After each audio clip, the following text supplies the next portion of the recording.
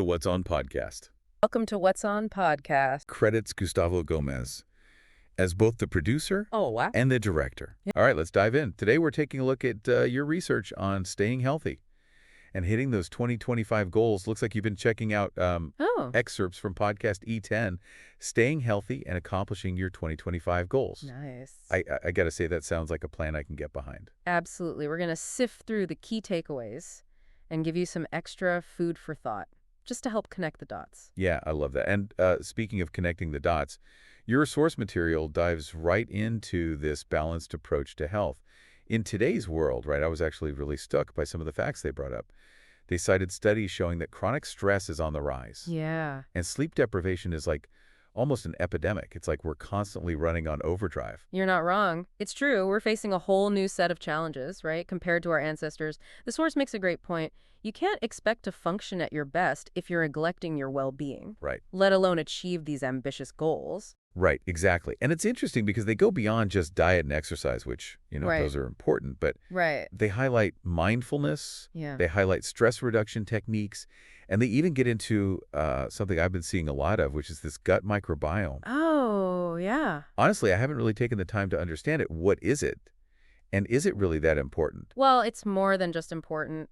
It's essential. Think of your gut as like a second brain, Okay. constantly communicating with your central nervous system. Huh. All the bacteria living there, trillions of them, play a role in everything. Wow. Digestion, immunity, Huh. mood, cognitive function. Really? Yeah, your source even mentions this study where researchers found a link between a healthy gut microbiome and improved resilience and stress management. So you're saying that these tiny organisms Yeah, can actually impact our ability to handle pressure? yeah, and bounce back from setbacks. Wow.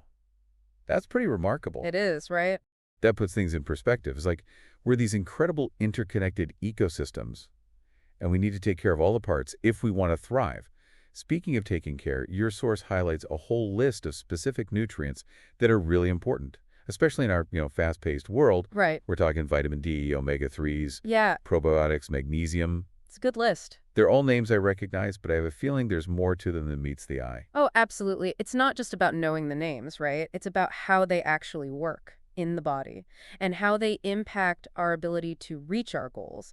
Take magnesium, for instance. A lot of people, they only think of it for muscle cramps. Right, right. But it's so much more than that. Research shows that magnesium is vital for regulating neurotransmitters, those chemical messengers in the brain that influence mood and focus. Okay. Even sleep quality.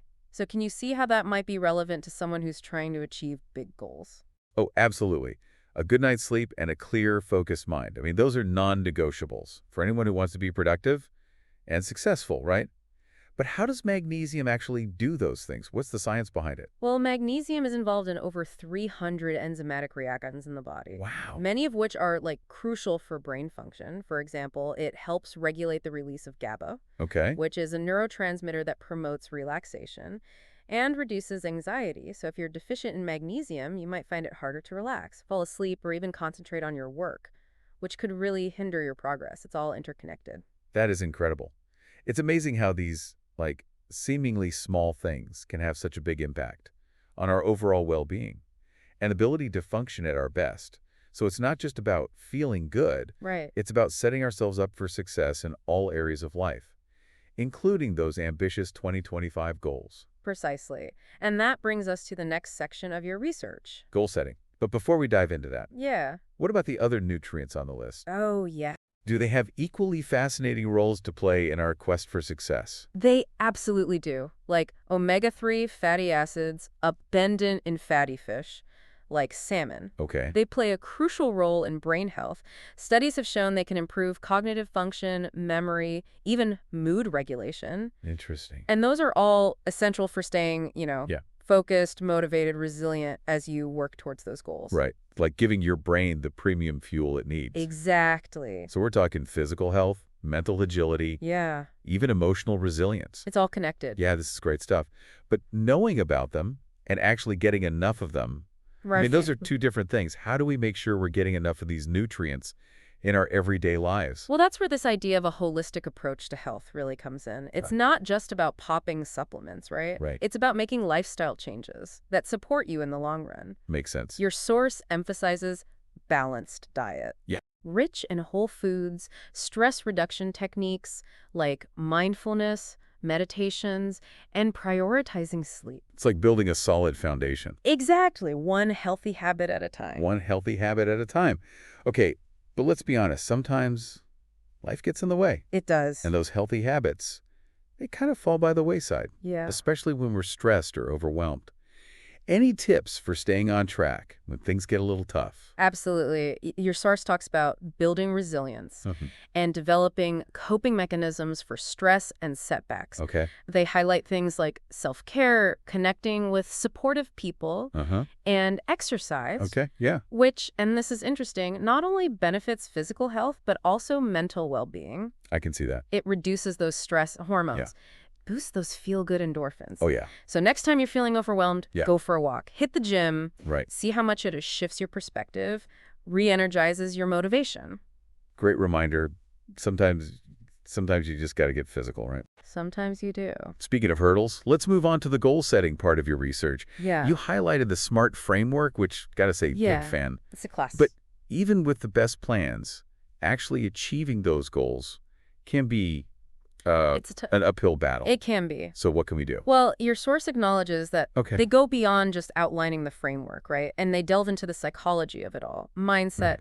motivation, even self-compassion. Interesting. They talk about this research showing people who cultivate a growth mindset, Mm-hmm. believing their abilities can be developed Yeah. through hard work, are more likely to persevere and achieve their goals. Yeah, that makes sense. So it's not just about setting SMART goals. Right. It's about believing in yourself and your ability to grow. So true. So we're giving ourselves permission to make mistakes and learn from them, Exactly. rather than letting those setbacks totally derail us. Right. You got to keep moving. Okay, so that's the mental side of things. But practically speaking, Yeah. what steps can we take to make those goals feel less daunting, more achievable? Well, your source lays out 10 actionable steps to help you translate those goals into action. 10 steps, huh? We don't have time to go through all of them. Okay. But let's hit a few that are really relevant to what we're talking about. Okay, sounds good. So step number 1 is all about breaking down those large goals into smaller, more manageable tasks. I like that. It's a classic strategy, but it's effective. Yep. It prevents overwhelm, creates momentum as you check things off. Yeah. And this can apply to health goals as well. Oh, okay. So instead of overhauling your entire lifestyle overnight, focus on one small, healthy habit at a time. So like what? Give me an example. Drink an extra glass of water each day, Okay. add some veggies to your dinner, Yeah, I could do that. or take a 10-minute walk during your lunch break. Okay. Small steps. Yep. None consistent. Make a big difference. Exactly. And it'll support your progress toward those bigger 2025 goals. So it's like a ripple effect. Kind of, yeah. Okay, but what about when motivation dips? Yeah. Those small steps start feeling like, A chore. yeah, a chore. Step number 5, Okay. track your progress. Oh, tracking. Yeah, sometimes that feels a little, Tedious. yeah, a little tedious. But it's not about micromanaging. It's about gathering data Okay, that can help you stay motivated and make adjustments. that's a good point. Your source mentions a study from the American Psychological Association found that people who monitor their progress are more likely to achieve their goals. So it's like having a visual reminder. Yeah, of how far you've come. Okay, yeah, I can see that. And how much closer you are to reaching your destination. Like those fitness trackers. Exactly. You see those numbers? Mhm. It can be really motivating. Okay, so we're tracking, we're making progress. Right. But what about those times when we hit roadblocks? Right. You know, our energy dips or we get sidetracked. Yeah, life happens. Exactly, life happens. That's where step 8 comes in. Okay, Stay flexible and adapt. okay. Recognizing that life is unpredictable. Yeah. Sometimes things just don't go according to plan. Right, And that's okay. right. It's all about how we respond. So what do we do? Well, your source says you have to cultivate that growth mindset, Okay, viewing setbacks as opportunities to learn and grow. so not failures. Exactly. And be willing to adjust your approach. Okay. They even cite a study from Harvard Business Review Mm-hmm. found that people who were able to adapt were more likely to achieve their goals. So being resilient, Yeah. resourceful, Mm-hmm. remembering that the path to success is rarely a straight line. It's all about the journey, right? It is all about the journey. Okay, but here's a question that I've been thinking about. Yeah. We've talked about the practical steps, the Mhm. importance of our health, Mm-hmm. but what about the emotional side? Oh, that's a great question. How do we cultivate that inner strength, that resilience that allows us to, not only set goals, but deal with the ups and downs? That's a fantastic question. And you know what? It leads us perfectly into the next section of your research, Okay. where we'll explore things like self-compassion, mindfulness, and the power of celebrating small wins. I can't wait to dive into that. Okay, so before we got sidetracked there, We did. we were talking about the emotional side of goal setting.